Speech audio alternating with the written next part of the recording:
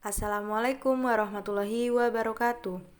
Perkenalkan, nama saya Triani Rahayu, kelas 12 Sains 1 SMA Negeri 1 Parenggian.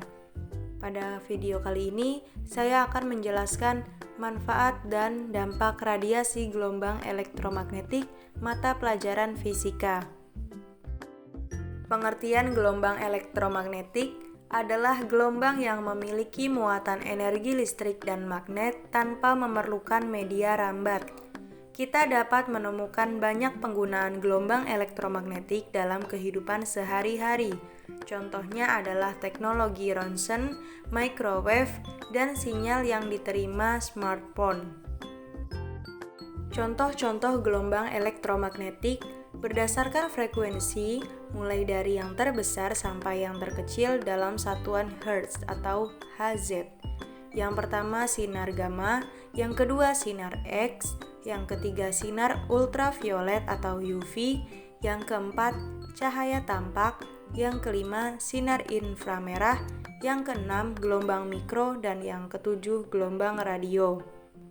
Sedangkan berdasarkan panjang gelombang, dari yang paling panjang sampai yang terpendek, urutannya adalah yang pertama gelombang radio, yang kedua gelombang mikro, yang ketiga sinar inframerah, yang keempat cahaya tampak, yang kelima sinar ultraviolet atau UV, yang keenam sinar X, dan yang terakhir sinar gamma. Nah, apa itu radiasi elektromagnetik? Radiasi elektromagnetik adalah kombinasi medan listrik dan medan magnet yang berosilasi dan merambat melewati ruang dan membawa energi dari satu tempat ke tempat yang lain.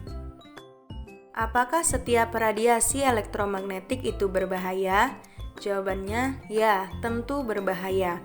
Karena beberapa penelitian menunjukkan radiasi elektromagnetik radio, handphone, berisiko menyebabkan kelainan jaringan dan metabolisme sel saraf di otak. Meski begitu, dampaknya bisa mengganggu tumbuh kembang anak, masih harus dilakukan penelitian lanjutan. Radiasi yang kuat akan menembus ruang hampa dan jaringan otak. Selanjutnya, manfaat gelombang elektromagnetik. Yang pertama, gelombang radio. Manfaat gelombang radio dalam kehidupan sehari-hari sebagai gelombang pembawa audio atau suara pada radio. Yang kedua, gelombang mikro. Manfaatnya diantara lain sebagai pemanas makanan atau microwave untuk komunikasi pada teknologi radar dan menganalisis struktur atomik dan molekul. Yang ketiga, ada sinar inframerah, yaitu untuk terapi fisik, fotografi, pemetaan sumber daya alam, dan digunakan pada remote control.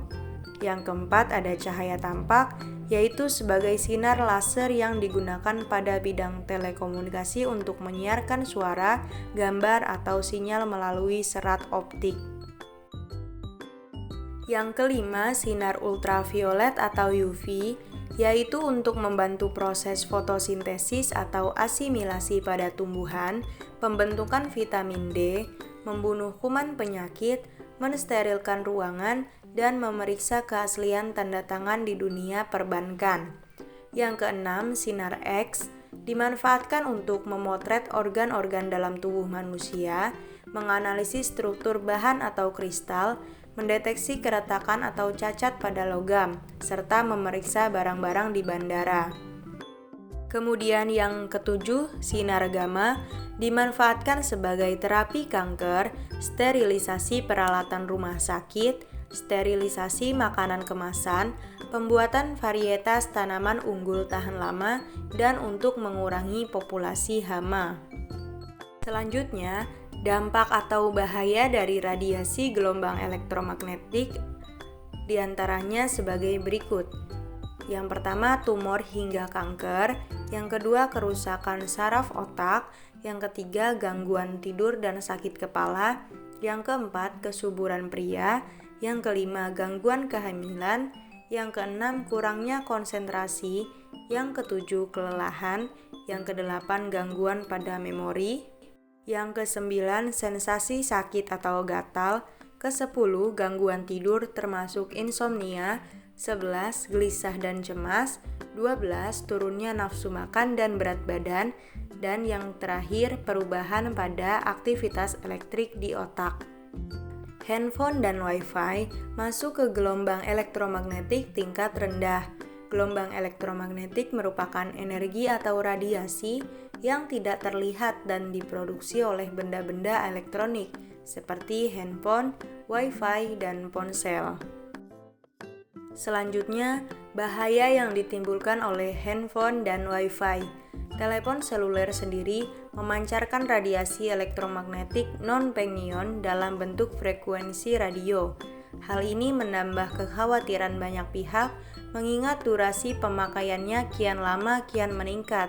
Selain durasi, ada beberapa hal yang mempengaruhi kemungkinan paparan radiasi tersebut, mulai dari jarak ponsel dan pengguna, teknologi yang dipakai, hingga jarak pengguna dengan menara komunikasi.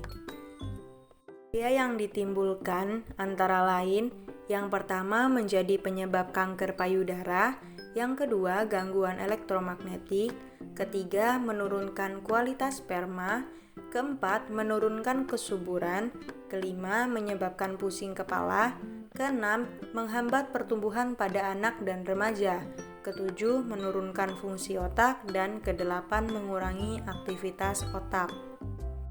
Sekian penjelasan saya mengenai manfaat dan dampak radiasi gelombang elektromagnetik. Terima kasih dan semoga bermanfaat. Wassalamualaikum warahmatullahi wabarakatuh.